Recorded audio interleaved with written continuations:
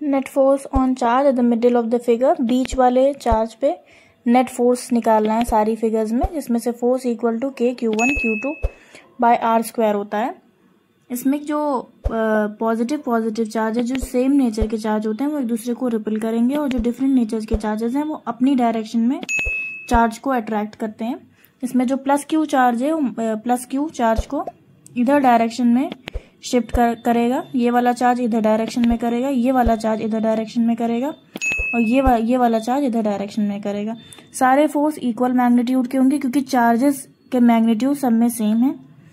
जहाँ पे F की वैल्यू होगी k q r स्क्वायर, इस पूरे लेंथ को हम r स्क्वायर अज्यूम कर लेते हैं, तो सारे F सेम मैग्नीट्यूड के होंगे और आपस में कैंसल आउट हो जाएंगे, जिसमें से प्लस क्यू चार्ज पे नेट फोर्स 0 हो जाएगा।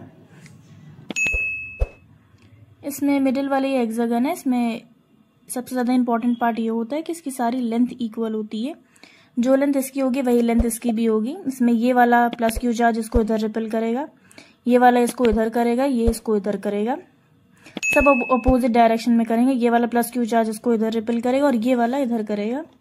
सारे F एक दूसरे में कैंसल आउट हो रहे हैं, तो इसमें भी plus Q charge at the middle पे 0 आएगा।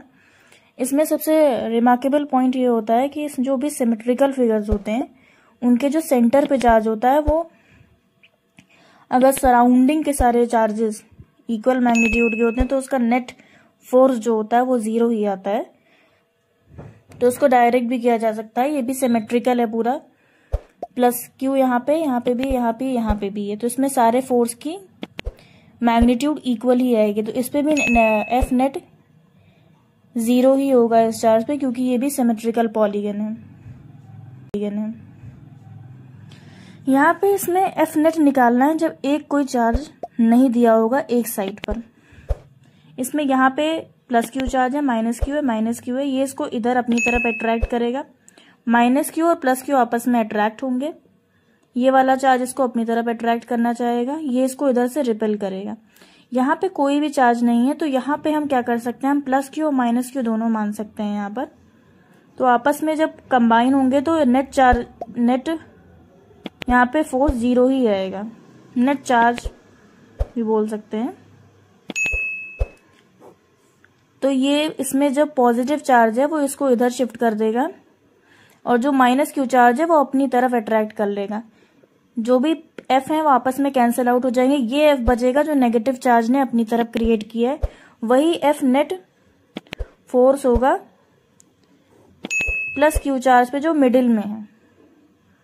यहाँ पे भी हम ऐसे ही करेंगे, यहाँ पे हम प्लस क्यू और माइनस क्यू एज्यूम कर लेंगे, नेट चार्ज 0 ही आएगा।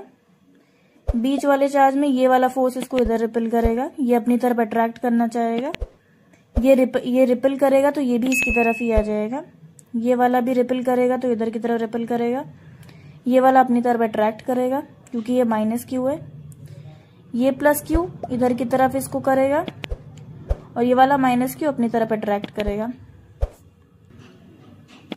यहाँ पे ये 2F और ये 2F आपस में प्लस हो जाएंगे, और यहाँ पे एक F है जो इस F को कैंसिल कर देगा, तो यहाँ पे बचा 2F, यहाँ पे भी 2F होगा। इन दोनों के बीच का एंगल जो होगा वो 30 डिग्री होगा। यहाँ पे F ही बचेगा, एक F कैंसिल हो गया है यहाँ पर। इन दोनों के बीच का एंगल 30 डिग्री है, तो इसका जो दोनों का मैग्नीट्यूड भी सेम है, तो इसका जो